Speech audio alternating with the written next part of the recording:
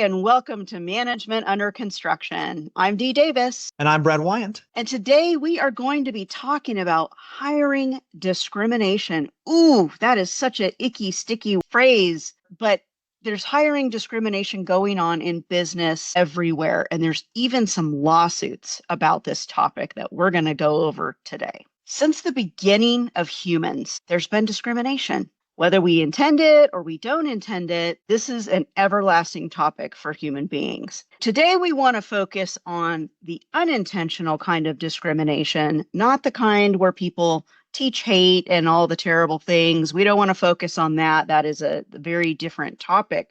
We're going to talk about unintentional biases.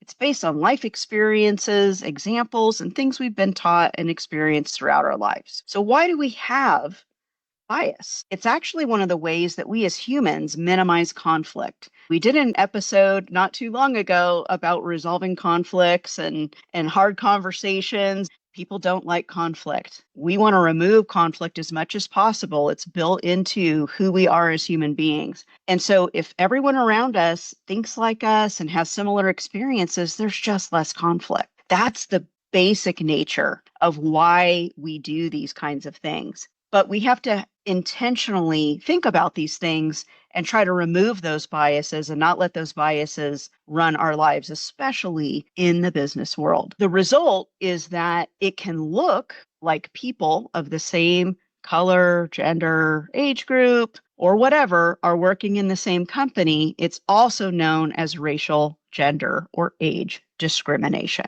How have you encountered this in your personal or professional life, Brad? Well, I think we've talked about this on other podcasts. It ends up being that more men find themselves drawn to construction than women. The conversation often revolves around, is that because construction is a more male activity, or is it because there are men hiring men already in construction? Do men create a space where anyone is welcome in this business? And my answer to most of those questions has been overwhelmingly no. Men have a hard time creating a space where anyone, regardless of gender, and are welcome in a construction space. Luckily, I've worked for most of my career in California, where racial discrimination is a lot lower than in other parts of the world. And I never felt or saw any racial discrimination in the businesses I've worked in. I've seen Hispanic business owners, Black business owners treated with equal respect and kindness throughout my career, but I've seen a lot of gender discrimination. And there's that bias that we all have. And I think trying to find a way to unpack that can be emotionally difficult for a lot of people, but I'm sure we'll get into that a little bit deeper. It's something that's fraught for a lot of us in identity and what it means to be male or female and how we view the world, which gets very personal. And I think it changes for us over our lives too, because being a female in a male-dominated industry, and I've spent most of my career in male-dominated industries, I've certainly experienced gender bias, and it's expressed itself in attitudes. It's expressed itself in the way I was treated or not paid equally. It's expressed itself in lots and lots of different ways. And being 5 foot tall as a tiny person doesn't really help. I truly believe that is another form of bias. Mm-hmm. Small people have a tendency to be less heard, treated less important than tall people. It's a thing. We're not talking about height bias necessarily, but I think it plays into it. How you physically present yourself. If you're a large person, you have a big, deep voice, you have a tendency to command respect in a room, whereas somebody is a small person with a higher pitched voice, not as much. Absolutely. There's a fun anecdote from a negotiation book that I read called Never Split the Difference by Chris Voss, where he talks about using your DJ radio host voice in certain circumstances, where he talks about, usually we talk at this kind of register, but when you need to make somebody hear you, you go into this lower register. And he says that works because he's done research that shows that inherently all people respect and are more fearful, more attentive to a lower voice. I mean, it's these inherent biases are built into us all, and the data has been out there for a long time to show it. It's just another form of bias that we are not consciously aware of. And I'm starting to get to the point in my career where age bias is becoming a thing. I've heard about age bias for a long, long time. I'm starting to experience it. There's there's still conversations out there about we don't want to bring somebody in that doesn't have this much time left in their career, where in reality that is completely irrelevant because people job hop and move around constantly. You could, if you're 25 years old or you're 50 years old, you're going to get more out of somebody that's 50 years old that's going to work for another 5 years than you're going to get out of a 25-year-old that's going to be with you for the next 3 years. Very true. Very true. That's interesting that you say that's the first time you've encountered age discrimination or bias, though. I think we all encounter it when we're young. It's like, oh, they're young, they don't know anything. There are young people out there that know tons of things. We often don't listen to the young voices in the room because we assume they don't have anything to offer, but sometimes they do. Well, that's a different color of age bias. It absolutely happens, and I've seen it, and I'm 100% sure that I have experienced that.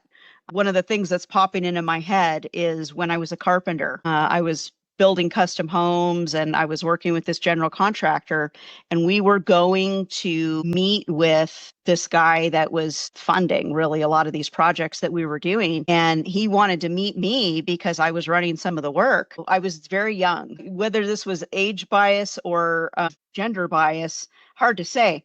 He wanted to feel my hands. He wanted to see if I had calluses on my hands. I don't know if he just didn't think I was really a carpenter or if he just didn't believe that there could be a woman out there swinging a hammer. I'm not really sure what the issue was, but he said, "Let me see your hands." And I said, "What?" He said, "Let me see your hands." Okay. And I put my hands out, palm down, and he flipped them over and he felt the palms of my hands. And I said, what are you doing? And he goes, "I wanted to see if you had any calluses." Okay, sure. I've never forgotten that. It was such a strange experience. So that might have been age bias. That might have been gender bias, maybe a little of both. I don't know. It presents itself in crazy, crazy ways in all industries. I just read an article right before we started recording about the phenomenon of a woman saying something in a meeting and basically it just gets ignored. And then a man says it 2 minutes later and everybody's like, "Oh yeah, that's a great idea."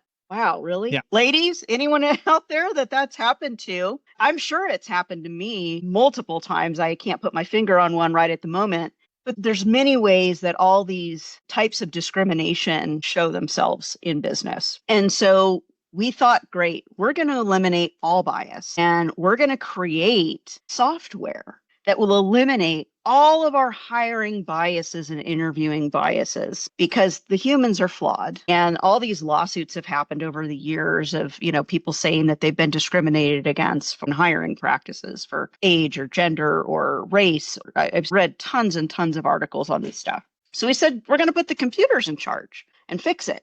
Well, there are platforms like Workday, for example. They were invented to take the biased humans out of the equation and put the AI bots in charge. So how did that work out? We're going to pick on Workday because this is the actual lawsuit that's in progress right now today. This is June 22nd of 2025 when we're recording this episode. And this lawsuit is going right now. Workday is used currently in over 11,000 organizations worldwide, and 1.1 billion applicants have been rejected through the Workday platform. And that's what this class action lawsuit is about. It's been filed for violation of anti-discrimination laws. So the way the platform works is it sorts, ranks, and rejects applicants without any human intervention. That's what they're being sued for.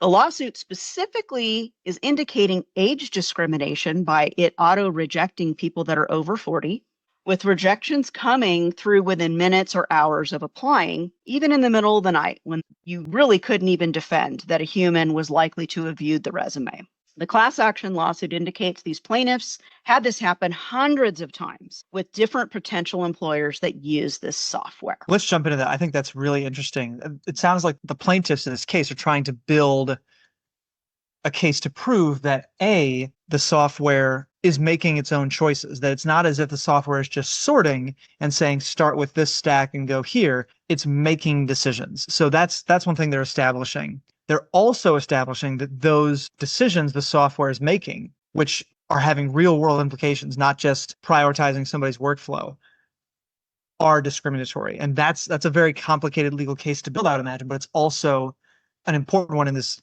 context of discussions. It's not just that Workday evaluates, it also acts, which is a huge place for our world to have gotten, where a robot, effectively, or an AI, something someone is trained, is now deciding who to hire and who not to hire. Pretty wild. Yeah. And who gets human eyes to look at it, their resume, and who potentially then gets an interview, or who just gets auto rejected at 2 a.m.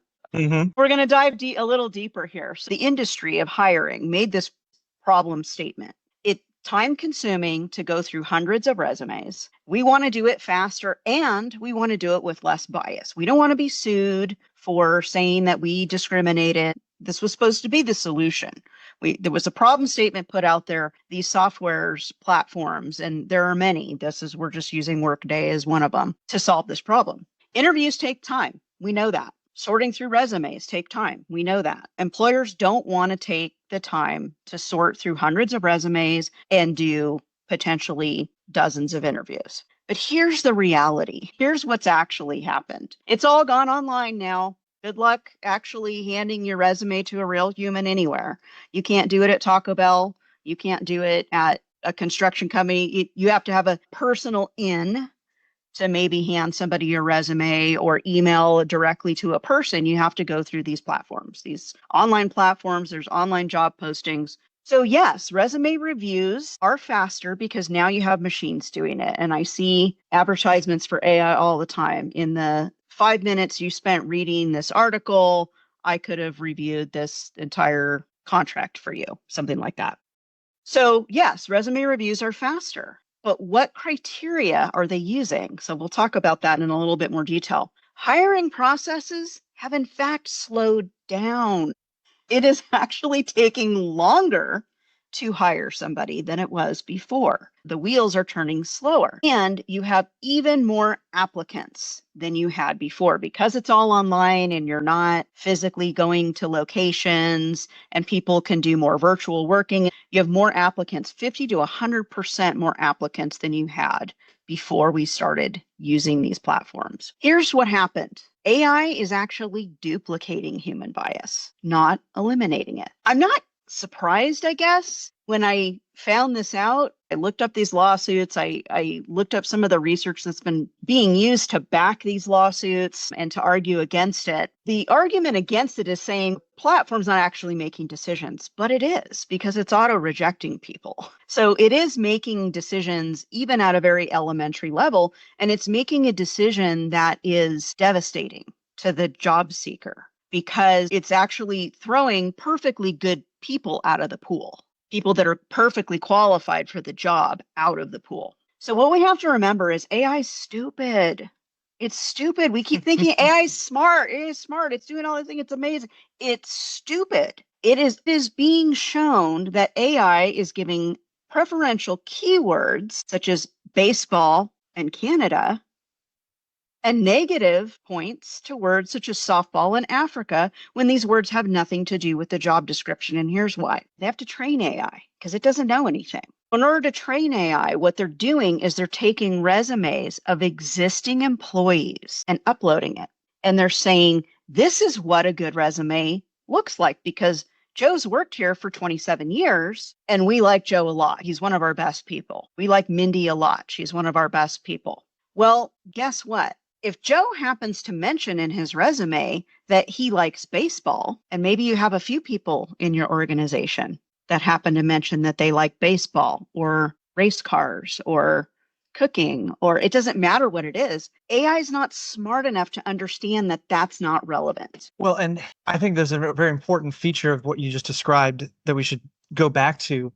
If you train AI using your existing pool of employees, let's say, like you're saying, that most of your employees that you currently have at certain levels in the company or who've been with the company for a long time are white and male and happen to have put that they like baseball in the fun about you section of the resume. People from other countries who didn't grow up playing baseball, women who didn't play baseball but probably played softball, AI is automatically going to select for those things as opposed to selecting for the things that actually matter. It's not smart enough to discern between credentials that actually make an employee useful to the firm and credentials that happen to exist among employees who have been successful in the firm, because And then you're replicating that bias, like you said earlier. So AI is as stupid as we use it, not necessarily stupid in itself. It's just only as stupid as the applicant, stupid as the user. If you drive a sports car into a wall, it's the operator error, I think, that comes in there. Well, and that's exactly it. So everybody wants AI to be this magical thing that instantly, with a keystroke, solves all of our problems.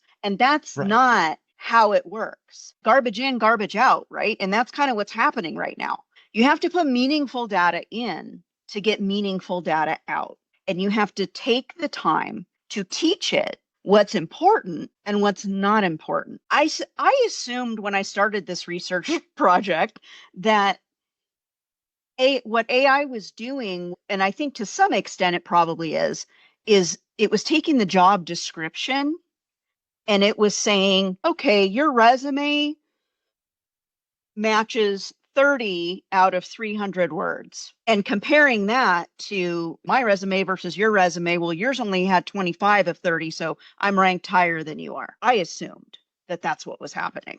I don't know, because I guess I just couldn't imagine what else might be going on. I've been told by the people that worked in the career office at Ross, the MBA program I just finished, that's exactly what was going on. That a lot of companies are using AI as a first screen to see whether you're even relevant to the job, and just saying, okay, as long as there are enough keywords from your resume that match our job description, you pass to the next level. I think that they probably didn't want to go as far as this Workday lawsuit is going, because they want us to have a little hope. Maybe they don't want to crush our dreams that it's all. And in most instances, I think it's especially for the levels of certain jobs, you do end up interviewing with somebody real in a postgraduate degree career experience. I would think a lot of companies are using it as a screen. Yeah, and perhaps it's a matter of how you use it. I've actually heard that people are putting hidden words in the background of their resume.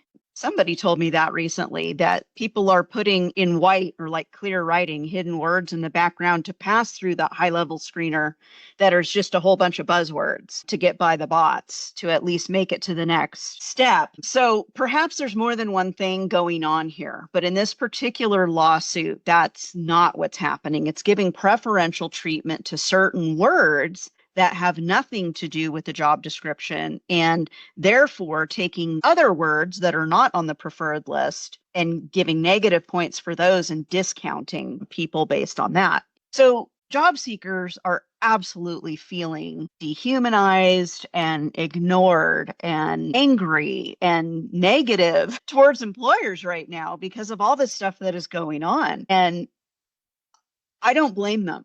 I don't blame them. I've heard so many stories from people. And as a consultant, I don't have to go through this very much, although I do go through sometimes the automated application process to get my resume out there to certain clients. So I do have to go through that part of it. And that's been happening for years and years and years. It's gotten worse because now they're trying to take AI bots and interview people with them.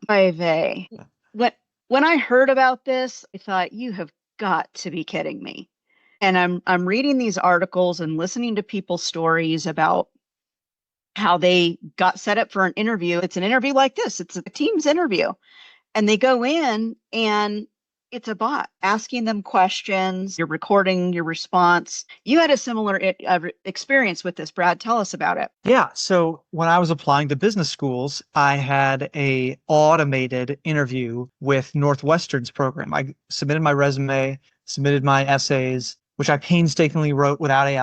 And then they gave me 60 seconds to answer a few questions on video. And I just totally ran out of time. I didn't rehearse to answer questions on a video format where there was no other person to interact with. And I think the lack of watching somebody else's emotions play through their face to express their listening or not following what I was describing was really tough, because it was like, okay, well, I'm trying to make somebody else understand something, but I can't see them do that. And there's one side of me that's like, well, that's a skill. Actors have to put themselves on tape all the time to get parts. They read a monologue into a camera, not knowing whether the audience is engaging with them or not. But is that the skill that you want to be testing your employees for? if you're going to be doing that kind of a thing, acting basically to a camera where nobody gets to react it to until later, then maybe you can justify that. But if that's not a core skill for your employees in this position, having to explain something, having to put themselves on tape explaining something, then maybe I find that to be selecting for the wrong skills. If you want to find great actors, it's probably the best way to do it. I just found it very impersonal. And it's also like we're going to talk about a little bit. It's like, okay, well, so this is how little you care about the job or the position or the role or the academic, opportunity. You don't even want to give me the time. But I got to empathize too. This is happening in colleges. Like we said earlier, we've seen increases of 50 to 100% more applicants for online job postings. Having to sift through that many job applications to get to the right candidate is just more work. The openness of the internet, making it easier to find a job application to apply to, not necessarily to find a job, just to find a job application that's open, puts employers in a tough spot, because if you don't consider all of the people that applied, maybe that's discrimination. I'm sure that some lawyer would tell us, of course it is, but it's a poor response to a challenge, I think. Did you know that it was going to be a automated interview process before you got on it? Did they tell you, or were you surprised? They said it was going to be automated like the hour or two before I had the window within which to record myself. And they gave me like a 1 minute rehearsal period during which I could experiment with it. So I didn't have any issues with the interface. But the other interviews I had were all video conference interviews, and I was ready for those because I've been doing that my whole career. So it would have taken me a long time to prepare to rehearse a 1 minute answer to a question I didn't have beforehand and be able to answer that in 1 minute. Basically, what happened was they gave you a window where you were going to be able to log into the system, and you get to read the question for 30 seconds and then you get to answer it for 60 seconds. And that format of interviewing that way was just totally foreign to me. That I knew that was going to be the format within a couple of days of having the window, but I would have had to have spent a lot of time rehearsing to be able to do that, I think, to get there. Yeah, brevity is maybe what they were selecting for. I don't know. The whole idea of it is crazy to me. I've got some really bad news for you, because one of the things that this is bringing up is what is happening to these automated interviews. Where is this information going? How is it being assessed? Does somebody then have to sit and watch your responses? And if they're doing that, then why didn't they just do the interview? And how is it being graded and assessed and compared? Or is it just getting filed and nobody's ever even looking at it, and it's just a colossal waste of your time? I don't know. And nobody knows the answer to these questions. It probably varies by organization. I would pose the question to any employer: why bother? Let's say you have 100 resume responses to your job ad. You're going to narrow it down to 10, 8 for an interview. You're not going to interview 50. No one's going to do that. You read through it, you take the best. You might narrow it down to 30 or 40 that you're actually sitting down and reviewing. And then you narrow it down to, okay, these are the ones that we're going to interview. And then you actually take the time to interview those people. There's all different kinds of ways you can interview people. CNN did an experiment on these virtual interviews, and some of these investigative reporters used a bunch of these different platforms. They just fake applied for jobs to see what would happen with some of these platforms. They wanted to see what would happen if they deliberately didn't do what they were supposed to do. So in one particular case, the gal who was doing it, she's a native, I think it was German speaker. And one of the things that she was being rated on was her English proficiency. So she read from a German text, like a psychology text, just sat there and read from this text 100% in German for an English language assessment. It came back that she was proficient in English. She didn't utter one word of English to this AI platform, and it assessed her as proficient in English. Then she did this. She said, okay, for the next one, I responded with 4 words repeatedly for every question they asked. Every single question they asked, no matter what it was, all I said was, I love teamwork, I love teamwork, I love teamwork, I love teamwork. She was rated highly. So what is happening with these platforms in the background? How is this stuff being assessed? You have to ask yourself, somebody like you who pulls their guts out trying to figure out how to answer these questions briefly, correctly, and somebody says, I love teamwork 2,800 times, and they get rated highly. So what strikes me about hearing that, having moved back to the Bay Area, life update, I'm now in Oakland, California, not in Colorado anymore, not in Ann Arbor anymore. That sounds like some real Silicon Valley crap to me. Somebody said, move fast and break things, and just sent it without any idea of the ramifications of their actions, the consequences. And in the tech world of like, oh, if Google breaks for a couple of minutes, or if Facebook goes down, but when it's real people's lives and their livelihoods, yeah, there's some real consequences there. You can't just send it and move fast and break things when you're talking about something as big as employee discrimination. I want to circle back to something that we talked about earlier with the video thing. The more I think about it, the more I think maybe there's an opportunity there for removal of discrimination if there's no person, no human person asking the question, and a panel of real human beings sit and listen to the person answering the question. Maybe there's some kind of an opportunity to remove bias there. Maybe some people get stage fright and they don't get stage fright videotaping themselves. And there's some kind of thing that you're accidentally selecting for there that the video removes you from. I guess I can't fully leave myself out totally against the video 1 minute 60 seconds no human being interview thing, but it's very odd, and it seems like maybe there are a lot of opportunities to, like this, like the reading from the German philosophy textbook, like I saying I love teamwork 40 times in a row, where it can be manipulated. And if this is the point we're at with this tool, that means this tool is not ready. It can't be used, and this lawsuit should go forward, I would think. Yeah, broken. Like really, really broken, not just a little bit broken, but a lot broken. So the ACLU, not surprisingly, has warned that AI hiring tools pose an enormous danger of exacerbating discrimination in the workplace. And I don't always agree with ACLU, but I got to tell you, I agree with them in this case. I think they are definitely right on this. I am seeing a lot of great people out there out of work for prolonged periods of times because they have not figured out how to hack the automated hiring system. And I'm sure I would not be able to do it either. In 2018, Amazon actually did away with a candidate ranking tool that they were using when it was proven, I have a feeling through a lawsuit, that it was giving males preferential treatment. So how does this happen?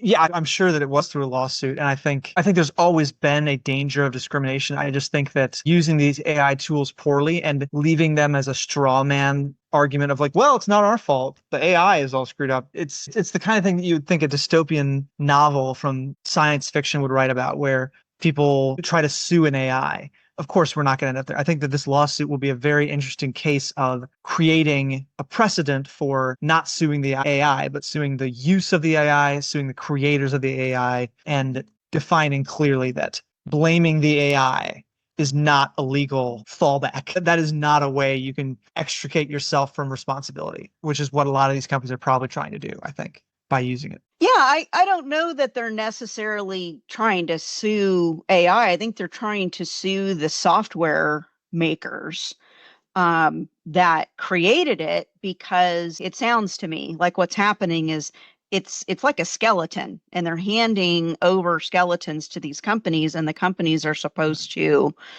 figure out how to train it, or maybe the training of it is a service that they offer, and it's being trained in a really not great way that is replicating human bias. And even if you manually enter, here's the things that are important, there's a potential for bias there, because who's doing that? Humans. There was an example of using an existing employee's resume. There was a bunch of people at this company named Thomas. So it started giving preferential treatment to anyone named Thomas. These are things that would be so obvious to a human eye. Now, I have read about people don't want to put their pictures on a resume because they feel that maybe because they're female, maybe because they look a certain way or their skin's a certain color. I've also heard of people changing their names if they have a very ethnic name, to change the name on the resume or put an initial or something like that, and they get better results, which is messed up.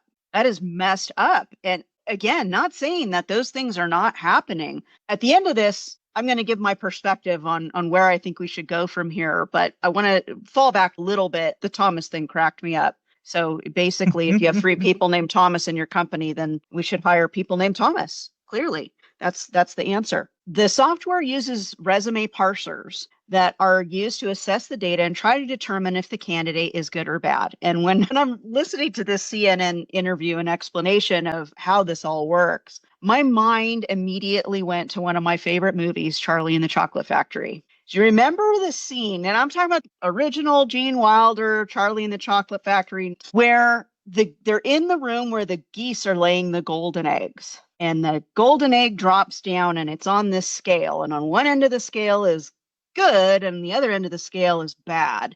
They drop down and it sits there for a second, and the egginator, I think they called it, if it went to bad, then it went boop and it opened this trash chute and the egg rolled down the trash chute. And if it said good, then like white gloves came out and put it very carefully in this basket. And so the egginator, this is our modern version of the egginator, is these parsers are deciding whether a candidate is good or bad based on what? I don't know how the egginator decided. Do you?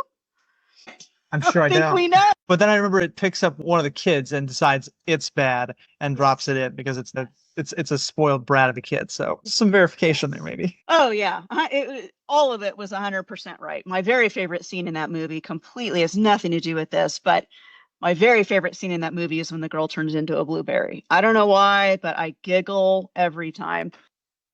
These parsers or eggdonators for us are going to decide that if most of the people in your company, listing employees, are under 40 and brown, that under 40 and brown is good and over 40 and not brown is bad. Putting a very well qualified candidate in the incinerator, not a good situation for us. No, absolutely not. That's pretty clear evidence of bias. So what do we do, Brad? Should we be using these software applications, AI and bots, to replace humans and take humans out of this? Should we put humans back? Should we do something in the middle? What do you think? Trying to imagine for myself the conversation that led to these outcomes a long time ago.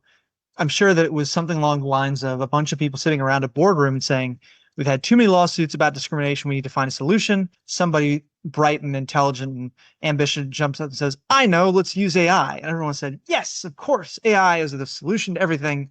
Let's do that. And then a bunch of people who had never used AI in these circumstances said, let's do it. It has to be done by such and such date. We're going to start using it soon because we have this critical problem. We need to churn through candidates faster.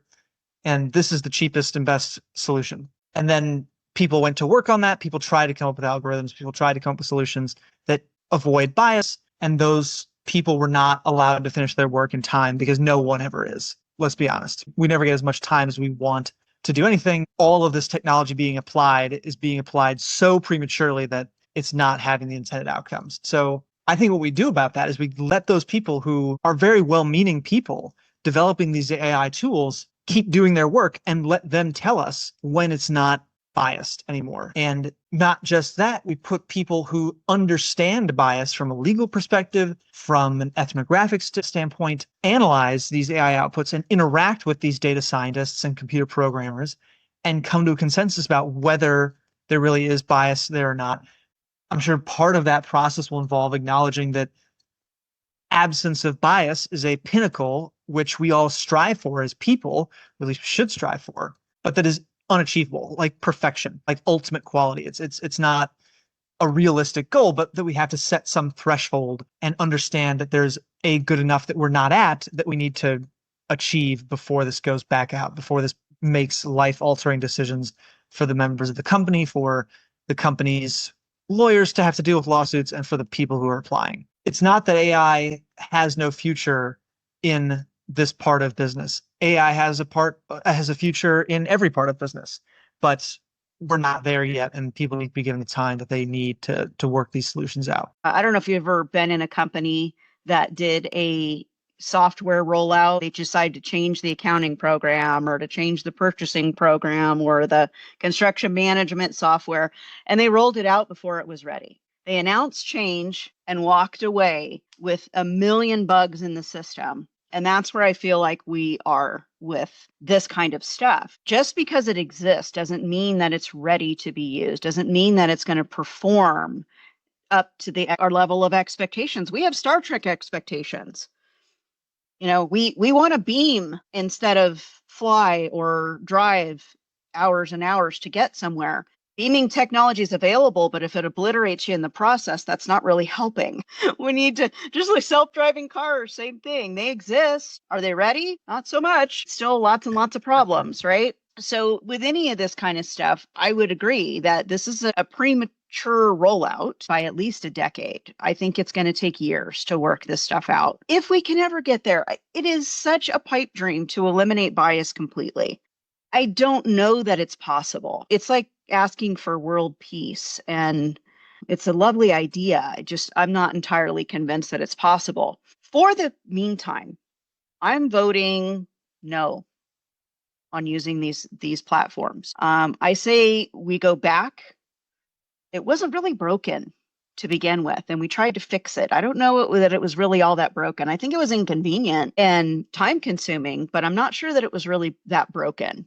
And we rushed to fix something that maybe just needed to be tweaked instead of completely renovated. I think we're going to get better candidates when we have hiring managers who understand the work reviewing the resumes. Now, what I do remember back in the day when I had a regular W-2 kind of job was they would send this stuff through HR. Somebody would write a job description and they would give it to HR, and HR would put the ad out, and HR would get all the resumes and they would review them all and decide which ones they forwarded to the hiring manager. And at that time, I remember thinking I didn't think HR was qualified enough. Like, what are they looking for? They work in HR, they don't work in engineering, especially when you're talking about something very technical. What are they searching for when they're looking? Are they doing keyword searches? I don't know. Whenever I would hire, whenever I was looking for somebody, I wanted to see all the resumes. You do several passes. You do the first round pass. What kind of education do they have? What kind of experience do they have? Is it at least somewhat suitable for what I'm looking for? You can toss it into the bad egg incinerator pretty quickly if there's no way this person is going to be right for the role. It doesn't take that much time. If AI is proving to be just as biased as a person and dumb on top of it all, then I say we spend our time and our energy on bringing attention to our subconscious biases and working on those and not falling prey to those biases in the process. Even if we can get to the point where we are hiring people with zero bias, does that still translate to the workplace if we haven't trained people to get rid of their biases? I feel like we're trying to avoid something important here. And I think it's about normalizing the introduction of bias training in hiring and non-hiring work situations. As a civilization, we should be striving to teach our children to use less bias in their decision making. One of the psychological principles that people study is bias in terms of a biological reaction. And when it came down to discrimination between that berry and this berry, bias was very important. Not eating that berry that people told you not to eat because it might kill you, bias. That's an important function of the brain.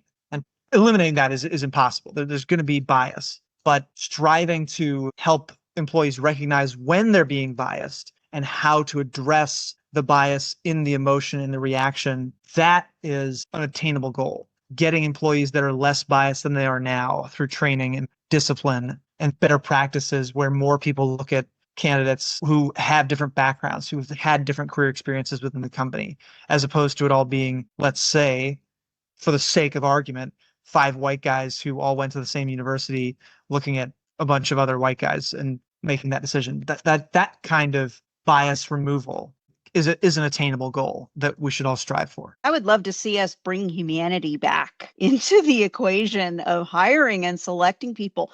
This is your business. This is your livelihood, your company, your daily environment. We spend more time with people at work generally than we spend with our families at home. Getting the right people in there to operate your business and serve your customers should be our primary focus, making sure that we have the right people in the right seats. Delegating that stuff out to software and bots, I just don't understand it. And I'm going to pull my old chick card here, I guess, and say, If I had a client that wanted me to do one of those automated interviews, I think I would just walk away. I need to connect with the people. I have questions. That's the other thing I don't like about that. It gives you, as the interviewee, zero opportunity to ask any questions. How fair is that?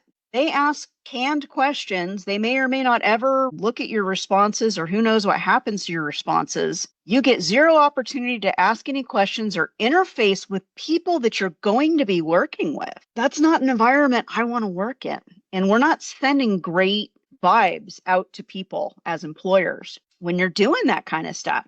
Is it efficient? Is it cheaper? Is it take less of your time? Yeah, but is that really where you want to cut corners? It's a terrible situation. I think a lot of companies are being forced to cut corners wherever they can, with pressure from management, with pressure of ever more competitive environment. But using this AI stuff in its current form as anything more than a first screen. If we're going to go to the video thing, I think the best use case for that would be, we're trying to verify that you're a real person. We're receiving these many applications. We just don't have volume. We think that we're being bombarded by bots. So just take these 3 minutes, tell us about a career experience of yours, and we'll get back to you. And if people pass that test and they're not unpresentable, their background's messier, they're not wearing a professional set of garments, if they speak in run-on sentences, if they are hard to understand, if they're rude or coarse, then those are like, got it, we're not moving on. But that screen probably won't screen that many people out. And that's where the efficacy of these solutions being touted as AI is going to save the world right now, tomorrow. that's when people get impatient. And impatience often, as it ever has, leads to waste, inefficiency, and bad results. If you're in a position of hiring power, don't be hasty. Don't rush into getting everything right now tomorrow. That's not a good attitude in any part of life or business. Thanks for joining us. We'll see you next time. Watch us on YouTube at YellowstoneProfessionalEd.co. Don't forget to like, share, and follow us, Apple, Spotify, everywhere you listen to your podcasts. You can email us with questions, comments, and suggestions at heydee@managementunderconstruction, HEYDEE, to get me or Brad at managementunderconstruction.com.